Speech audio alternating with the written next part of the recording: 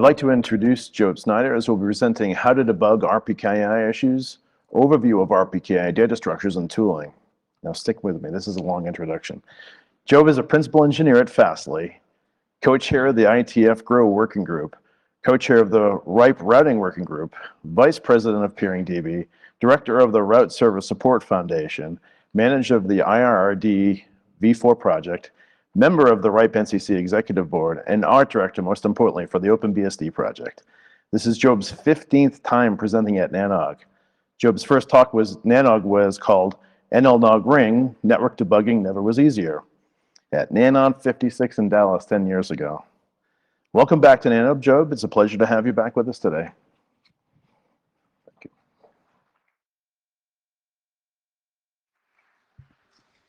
Wow, that was a much longer introduction than I anticipated.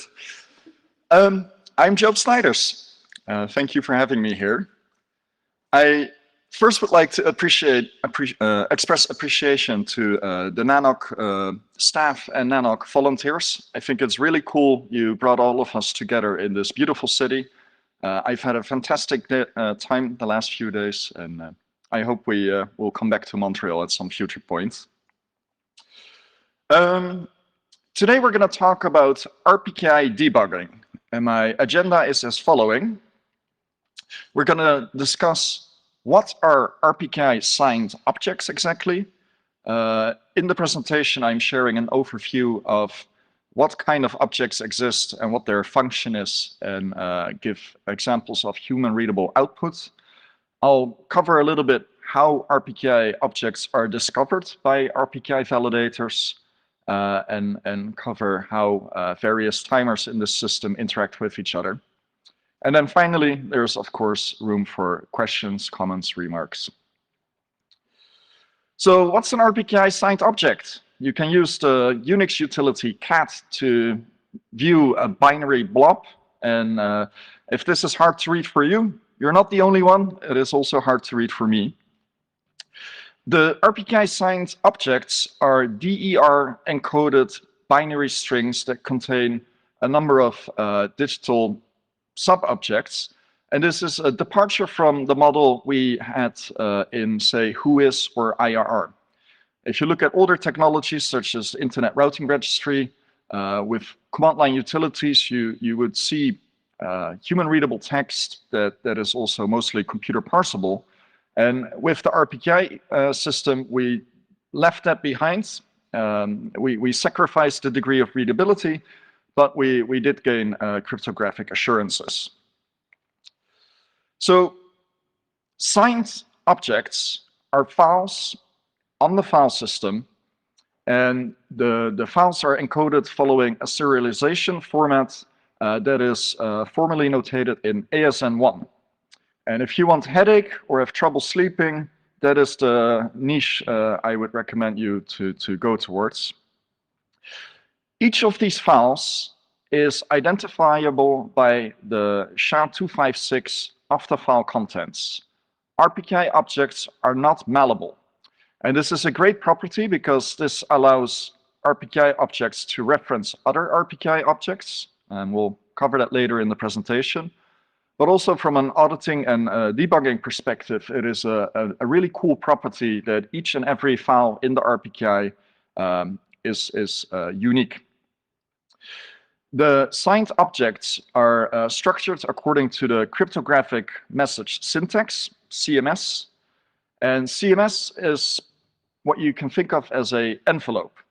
And on the outside of the envelope, you have hints about what the contents of the envelope are, and this allows software to layer by layer peel back these objects and parse them. So inside the envelope, there are two major components. There's the so-called E-content, or encapsulated content, and that's the payload of an RPKI signed object. So for instance, in the case of a ROA, the payload of the ROA is a single ASN that is authorized to originate a set of prefixes, and additionally, a set of one or more prefixes is listed. And those together form the payload. The rest of the object is the EE certificate that can be used to verify the cryptographic chain. The X509 EE certificate contains pointers to where you can find its cryptographic parent, what the key identifier of the parent is, what certificate revocation list applies to the object, and so on. Now, you can visualize the RPKI as a tree shape. The root is the trust anchor. And what we do with trust anchors is a thing called assumed trust. A trust anchor is a self-signed certificate, and each operator that deploys RPKI origin validation chooses which of the trust anchors they want to use in their network deployment. And in loading those trust anchor locators, you make a sort of a leap of faith that the operator of the trust anchor is acting in your best interest. Now, there are, if you view this in your mind as a graph, you have the root, the trust anchor. There are intermediate nodes. These are called certificate authorities. And then finally, at the edges of the graph, or the leaves, you have objects like ROAS, manifests, Ghostbuster records, or BGP-sec keys. And the arcs of trust that you follow towards those nodes at those leaves, that's called derived trust. So the procedure roughly is you have a trust anchor locator in hand. This is a small file that contains a URI and a public key. You fetch the certificate that is located at the URI. You can verify that it's the correct one by comparing the public key. And that certificate contains additional pointers where to find more RPKI information. So it contains a pointer to a manifest, to a CA repository, and so on. You download the objects behind those pointers. So you download the manifest. You open this manifest, you find a listing of files, and you download each one of those, and you verify all of these as you go. Now, in reality, validators will sweep in all the data in a bulk consumption fashion. So it's not that validators step by step walk through the tree and every time initiate a download action to fetch the next objects. But conceptually, this is how validators approach the RPKI tree. I made a beautiful drawing. It's not available as NFT. You can have it for free. And what I tried to express in this drawing is the pink lines is the discovery of aspects in this tree, and the black pointers are how you verify trust up to the trust anchor.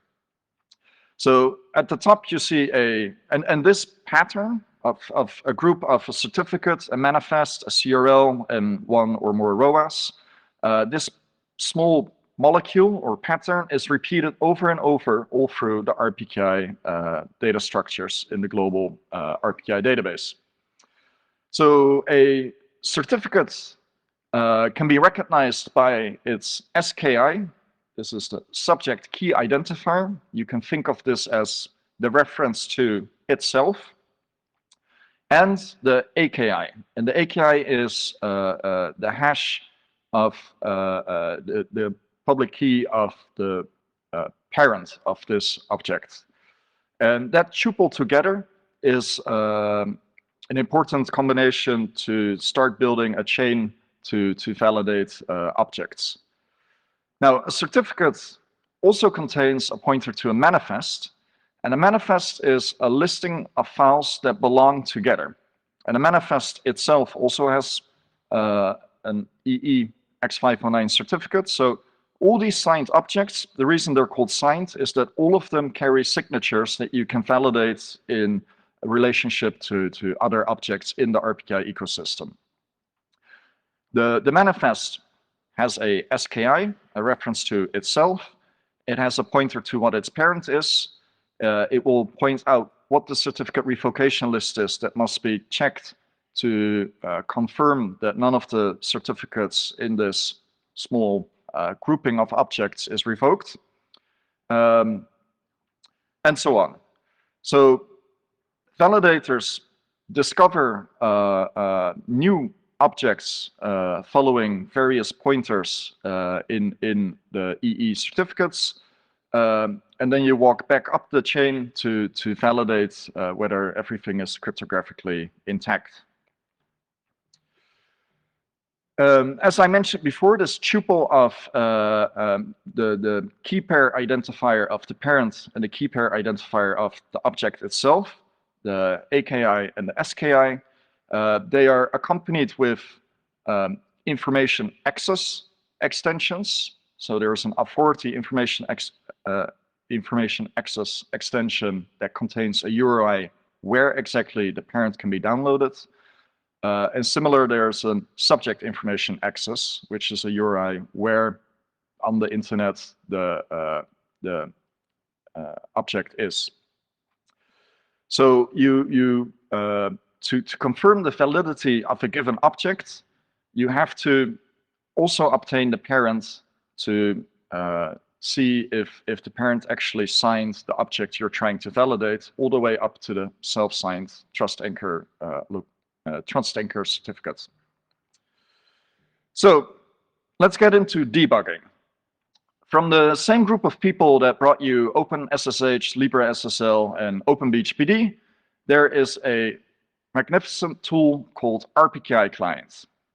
And RPKI client not only runs on OpenBSD, but also on all flavors of Linux and Unix. It's very portable software.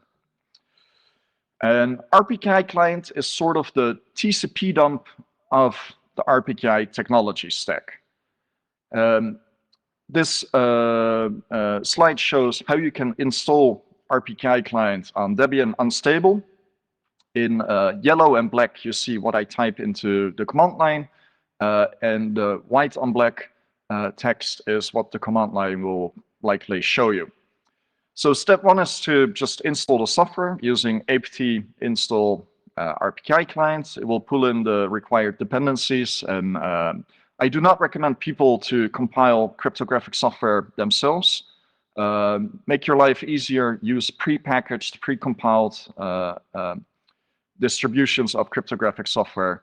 Do not compile things yourself. Anyway, you install RPKI clients, you start it so that the process connects to the internet and fetches all the RPKI objects that can be reached through the trust anchor that you configured on the system. And once that's done, you can change directory into the so-called cache there. The cache directory is where the RPKI client utility on the file system stores all signed objects that it discovered and considered valid. The cache directory does not contain objects that are invalid. Invalid objects are moved out of the way or deleted. So if you're inside the cache directory, you can issue the command ls listing, and it shows you a number of directories. Each of these directories represents a RPKI publication point. I guess I cannot use the pointer around the corner. But if you squint your eyes a little bit, you can see in the upper right of the listing rpki.erin.net. And if you would change directory into that location, you would be inside Erin's RPKI repository and able to inspect all signed objects there. Now, how do you actually inspect an object? RPKI client has a command line option -F that stands for file mode. I hope I'm pronouncing that correctly. In file mode, you do not instruct the program to fetch all objects and validate everything, but you ask it to parse a single object and its parent and the serial that is associated with it, and its parent's parent and the serial that is associated with that, all the way up to the trust anchor. So instead of validating more than 100,000 objects, in file mode, you zoom in on exactly one object, and it will, in human readable format, print the encapsulated content and various other attributes of the EE certificate. And in the pink background is what signifies the encapsulated content. The white text on black background is what comes from the X509 EE certificate. And then the blue colored text is hashes. Earlier on, I mentioned that RPKI signed objects are non-malleable. And this property is important because each manifest contains a listing of files that belong together. And it lists file name and the SHA-256 hash of the file contents. And this is how you can verify as validator whether you have the correct files together, or maybe you somehow ended up downloading a partial set.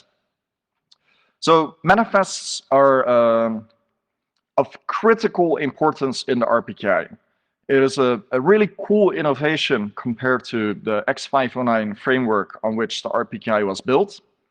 And manifests allow us to detect replay attacks, because each manifest contains a so-called manifest number, and those can only monotonically increase. And this means that every manifest that you fetch, you can compare the manifest number, and you will use the higher one. And if a repository is presenting a manifest to you with a manifest number that is lower than what you already locally had cached, you know that the repository you're connecting to is malfunctioning. Replay attacks not only happen because evil hackers want to give you a bad day, but they can also quite easily happen if, for instance, a CDN cache delivery system is somewhat out of sync, and you ended up connecting to a node that has older RPKI data than the origin. So replay attacks can also happen by accident if the CDN, if there's a CDN in the middle, or some other apparatus that was intended to help distribution of objects, but somehow is malfunctioning. Manifests also help to detect whether the repository is providing you with a coherent set of objects and that they were not altered. Because the manifest lists the SHA-256 hashes of the objects that belong together. And if an object is corrupted through some way, maybe there's a bit flip, maybe there's gamma radiation from space doing something, you can confirm the SHA-256 hash of what you retrieved with what is listed on the manifest. And if they match, you know that you, up to each individual bit, have the correct file. It also detects you to, allows you to detect whether files have been deleted. So if a file is listed on a manifest, but in retrieving files from the publication point, either via RRDP or rsync, and for some reason you didn't receive information about that file, then you know that you have an incomplete set of data. And this brings us to that manifests are a robust mechanism to bundle ROAs together. Now, why is this important? If I create a ROA covering a /16, and additionally I create a ROA for, say, a /24 that I assign to a different ASN, I will be announcing the /16 from my ASN. The other entity is announcing the /24, a more specific of that /16. And if the two ROAs coexist and all validators have access to those two ROAs, both our announcements will be valid. But the moment, if for one reason or another, a validator only sees the ROA covering the /16, the BGP announcement covering the /24 will be considered invalid because it's RPKI invalid. And in such scenarios, it's better to discard both ROAs if one of the two is missing, rather than to proceed and use as many ROAs as you could get access to. So manifests are the mechanism to tell the world, use these ROAs together or don't use them at all. And that is what allows us to create very fine-grained ROA configurations that match up with the reality of our business. Let's take a look at another object that is used throughout the RPKI. CRLs, certificate revocation lists. CRLs are used to tell the world, well, previously I signed so-and-so object, but that's no longer the case. You should, if you encounter that particular certificate, you should consider it invalid, even though it might not have expired yet, even though the signature matches up to the parent and the parent's signature matches up to their parent. CRLs are the mechanism to pull back, to signal to the world that the information that was previously distributed is no longer is valid. There's thousands of CRLs throughout the RPKI ecosystem. On average, each CRL lists about 12 revoked certificates, and they also are a critical component of the integrity that RPKI can offer us. CRLs generally are short-lived because if you want to tell the world this is the list of things that no longer is valid, it of course makes a lot of sense that that list is periodically refreshed, and this is forced by setting the expiration time of CRLs fairly short, so in the order of say 8 to 32 hours. And this forces validators to periodically refresh between, say, once an hour up to once every 10 minutes, the CRLs to confirm whether things have been revoked or not.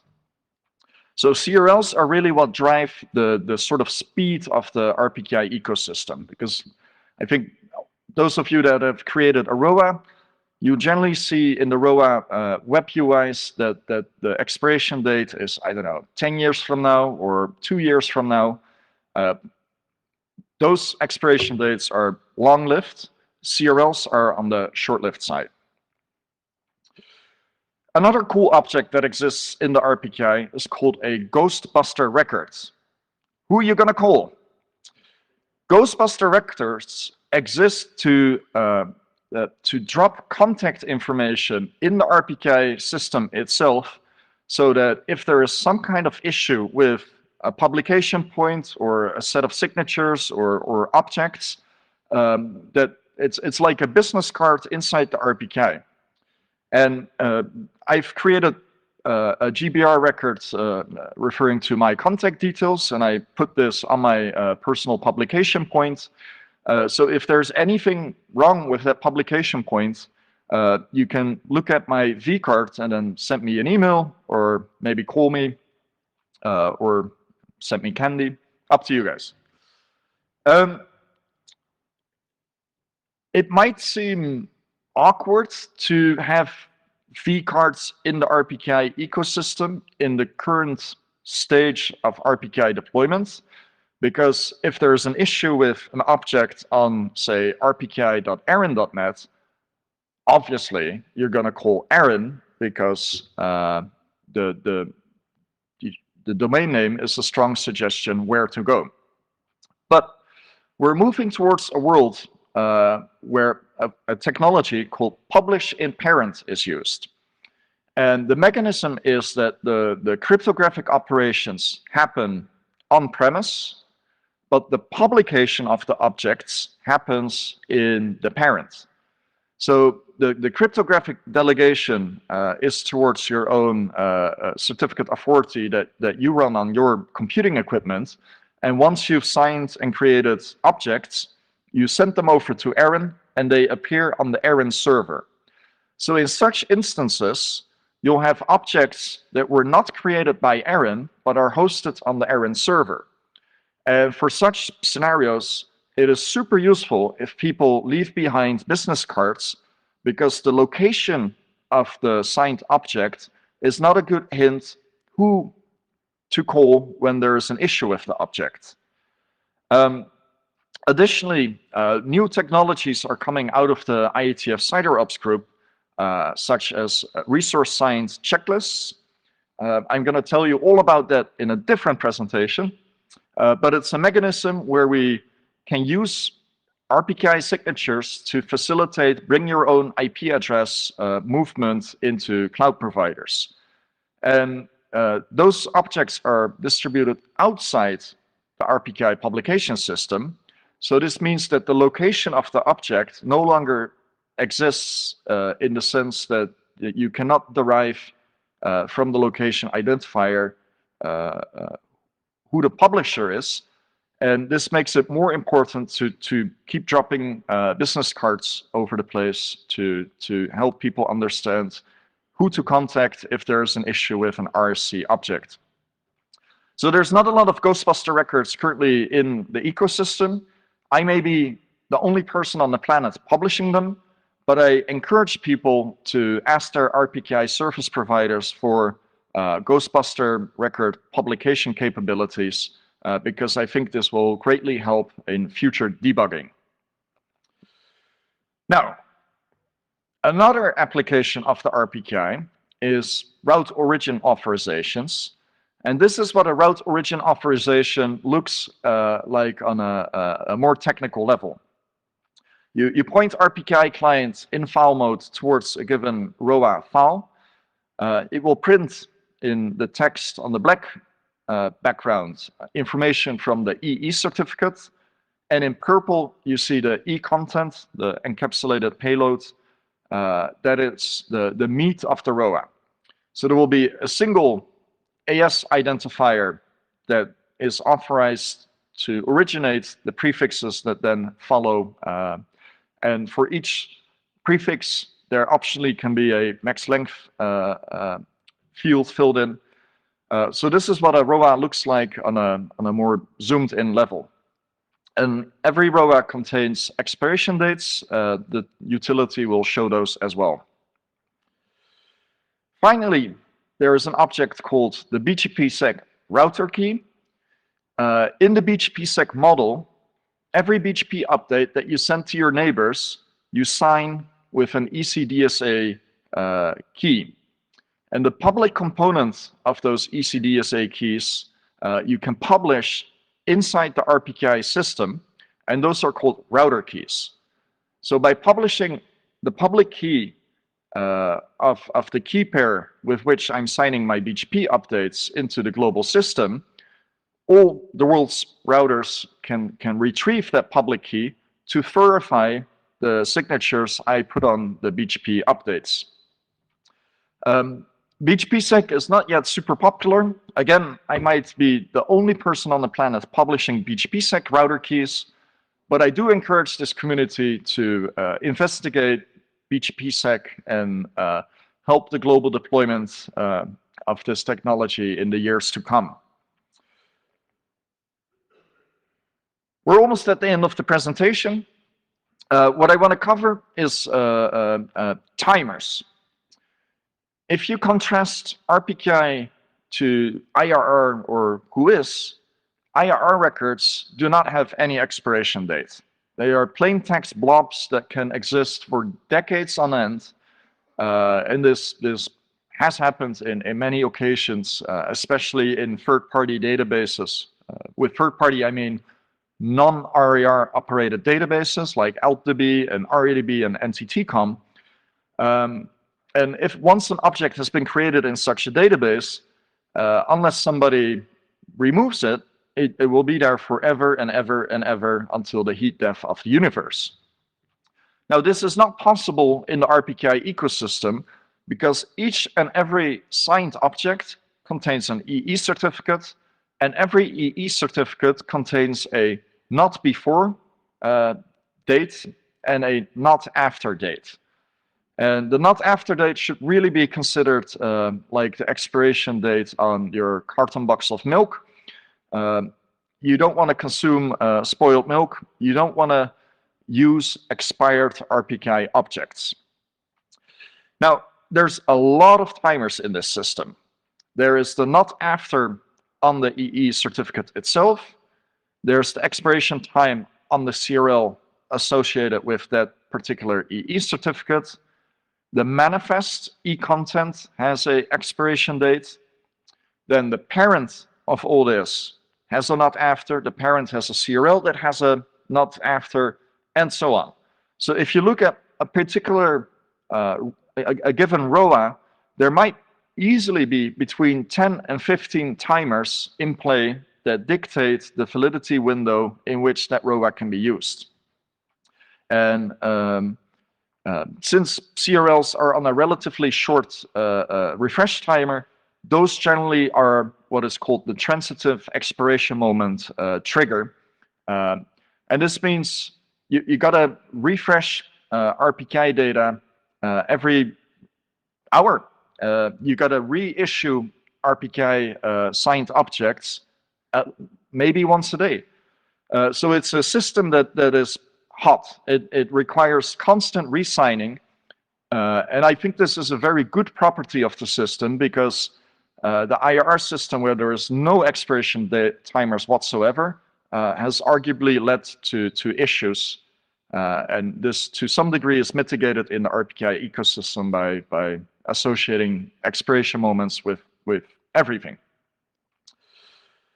Quick references. You can find RPKI clients on the rpki-clients.org website. But as I mentioned, don't compile it yourself. Just install packages that come with your favorite Linux or Unix distribution. If you want to play with RPKI data in a way that is more accessible than the binary encoded rendition of it, there's a JSON file of about 130 megabytes that I refresh every few hours. And this allows you to inspect the current global RPKI database with Python or Node.js or whatever your favorite language is. And then finally, if you have any questions about RPKI or BGP or how BGP and RPKI interact with each other, email me, joe@fastly.com. And I'm also happy to help any parties that feel they're competitors, because it is together that we make the internet. So anybody can email me about RPKI. That's it for today. Thank you for your attention.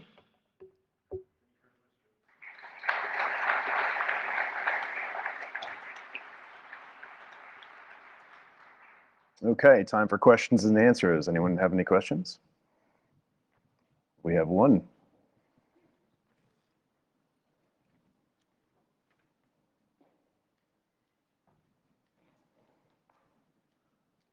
Hello, my name is Angel. I'm a security researcher for Beanfield. I just wanted to say that since yesterday, RPKI client has been pushed to backports, the recent version, and an older version is already unstable. So running unstable is not always recommended. I know it's probably just an example, but yeah, it's available in backports now, so it's way easier to install. Angel, thank you for your comments. And I appreciate the efforts of the Debian community to make RPKI clients easily available to admins. Your comment reminds me of a recommendation that I want to express towards everybody in this room. Always run the latest version of the RPKI validator you've chosen. There never, ever is a valid reason to run an older version of an RPKI validator. Never. RPKI validators are security software, much like your browser, like Chrome or Firefox. And with security software, you have to run the latest version. It's kind of a race between attackers that could potentially give you a bad day by disrupting your RPKI system, and progressive insights from researchers or RPKI software developers themselves. But the latest version is what you have to run. And I recommend everybody to put like a recurring event in their agenda to at least once a month, the first of the month, confirm that what you're running in production is the latest release of the validator of choice. So when people ask me, what are you running? The answer is the latest version. Thank you. Any other questions, comments? Hey, Guy Tall with Lumen Technologies. I had a question, maybe I misheard or misunderstood when you're talking about the manifests. I think it was slide 13 or 14. And you'd said that you had like a valid /20 and then an invalid /24. And in that situation, both the 24 and the 20 would be withdrawn. Did I mishear that or misunderstand what you were saying? The example is 2 BGP announcements, /16 coming from AS1, /24 coming from AS2. And because the /24 is a more specific of the /16, if you want to create ROAs, you have to create 2 ROAs, because per ROA you can only list 1 origin AS. So you have to create a ROA for the /24 and one for the /16. Okay. And you have to consider them both because if you have one of the two, if you only have the ROA covering the /16, you might consider the /24 invalid. So you need both ROAs together to have both BGP announcements be considered valid. And what manifests allow you to do is to confirm that you have all the ROAs that belong together, that you actually have all that belong together. And if one of them is missing, you would not consider any of the ROAs listed on that manifest, which would mean that the routes flip to not found, which is preferable to routes flipping to invalid, simply because a few objects were missing from the publication point. So I hope my reiteration helped clarify, but I'm also happy to send a link to the NANOG mailing list with a blog post I wrote a while back that instead of me verbally trying to explain what it does, writes down in text how manifests work and why they are important. Well, yeah, I mean, I guess if it goes to, not found versus invalid, that's better. But the question just is, does that open up a vector of attack where somebody can try to create a /24 knowing it's invalid and then go and, knock the validity off of, SuperNet that's, covering it? I'm not sure we have enough time to go through this example, but the way RPKI is structured and why manifests are important is to resolve issues like this and to prevent attackers from being able to flip otherwise valid announcements into invalid.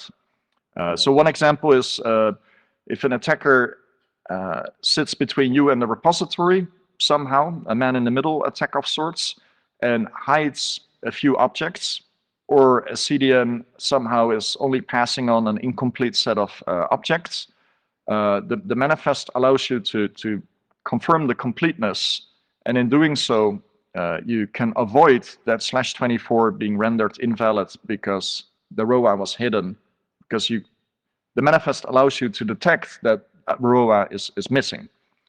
Yeah, let's take it offline.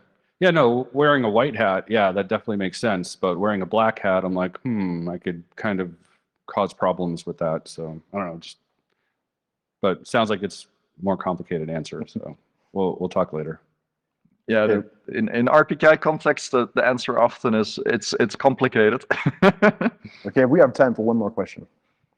Rob Robertson, Zale, and I've been trying to push out RPKI onto our network for a little bit. And I want to get to the point of like running the latest versions. We have been running the latest versions of like the RTR software from NL Labs and Counter Debug, where all of our Nokias stopped loading their databases.